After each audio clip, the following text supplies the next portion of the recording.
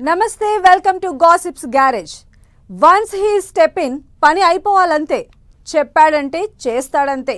Problem solve కాదంటే ఫీల్డ్లోకి రాడు. అవసరమైతే ఆ ఇష్యూనే పట్టించుకోరు. ఒకసారి ఫోకస్ పెడితే మాత్రం చకచకా పని అయిపోవాలి. సమస్యకు చెక్ పడాలి. ఇది డిప్యూటీ సీఎం పవన్ స్టైల్. అదే దూకుడు, అదే స్టైల్. కాకపోతే రోల్ చేంజ్.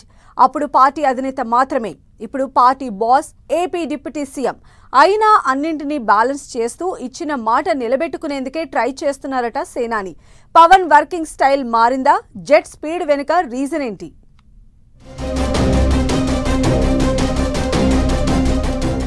అప్పుడు ఇప్పుడు పవన్ వర్కింగ్ స్టైల్ అదేనా?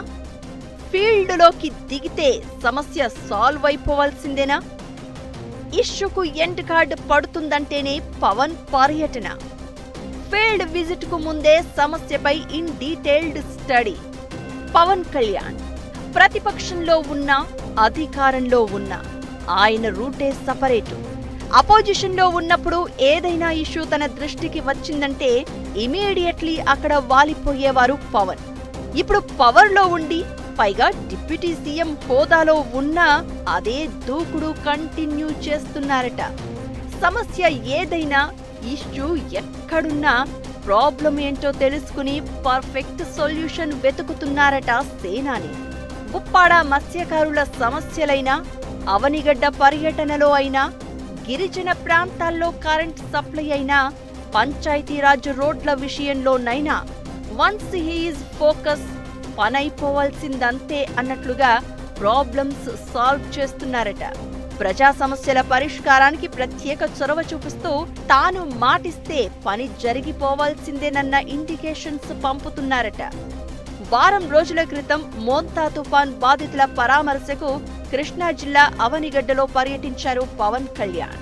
అప్పుడు అవనిగడ్డ ఎదురుమొండి దీవుల్లో జీవిస్తున్న ప్రజల సమస్యలు విన్న పవన్ లేటెస్ట్ గా ఏటిమొగ్గ ఎదురుమొండి హై లెవెల్ బ్రిడ్జ్ నిర్మాణానికి ఆర్డర్స్ ఇచ్చేశారు. అటవీ అనుమతుల ప్రాసెస్ ను కూడా స్పీడప్ చేశారు. ఇక ఏపీలో పంచాయతీరాజ్ రోడ్ల బాగుపై పవన్ స్పెషల్ ఫోకస్ పెట్టారట. కేంద్ర ప్రభుత్వ నిధులతో గ్రామీణ ప్రాంతాల్లో రోడ్ల రూపురేఖలను మార్చేస్తున్నారు. అవసరమైతే సాక్సీ స్కీమ్ కింద నిధులు సమకూర్చుకోవాలని అధికారులకు దిశానిర్దేశం చేస్తూ ప్రతి గ్రామంలో రోడ్లు బాగు చేయాలని, నాణ్యతలో రాజీ పడొద్దని డైరెక్షన్స్ ఇస్తున్నారు. తాము అధికారంలోకి వస్తే మంచి రోడ్లు ఇస్తామని, గుంతలు లేని రోడ్లను ఇక చూడరు అని కూటమి పెద్దలు ఎన్నికలకు ముందు హామీ ఇచ్చారు. ఇప్పుడా హామీని నిలబెట్టుకునేలా పవన్ పనిచేస్తున్నారన్న చర్చ జరుగుతోంది. ఇక 5 నెలల క్రితం అల్లూరి సీతారామరాజు జిల్లాలో పర్యటించిన పవన్ గిరిపుత్రుల దశాబ్దాల నాటి కలను సాకారం చేశారు. మండల కేంద్రానికి 50 కిలోమీటర్ల దూరంలో 17 ఆవాసాలతో ఉండే ఓ చిన్న గూడెం ప్రాంతానికి 9.6 కిలోమీటర్ల పొడవున అడవులు, కొండల్లో 80 లక్షలకు పైగా ఖర్చుతో విద్యుత్ లైన్లు వేసి కరెంట్ అందించారు. సోలార్ ప్యానెళ్లను కూడా ఏర్పాటు చేశారు. అంతేకాదు ప్రభుత్వం ఒక్కో ఇంటికి 5 బల్బులు, 1 ఫ్యాన్ కూడా అందించింది. దీంతో ఆ గూడెం ప్రజల్లో హర్షాతిరేకాలు వ్యక్తమయ్యాయి.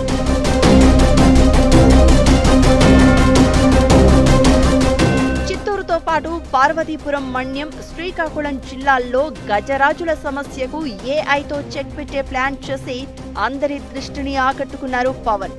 ఏనుగులు ప్రజల ప్రాణాలు తీస్తూ ఉండడంతో పాటు వందల ఎకరాల్లో పంటలను నాశనం చేస్తున్నాయి.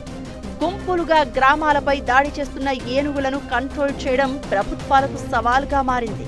కర్ణాటక ప్రభుత్వంతో సంప్రదించి 4 శిక్షణ పొందిన కుంకి ఏనుగులను రాష్ట్రానికి తీసుకువచ్చారు. పెద్ద అటవీ ప్రాంతంలో 4 ఏనుగులను తిప్పడం ఇబ్బందికరంగా మారిందట. దీంతో deputy CM Pawan alternate plan implement చేశారు. ఏఐ టెక్నాలజీతో ఏనుగులను కంట్రోల్ చేసేలా చేశారు.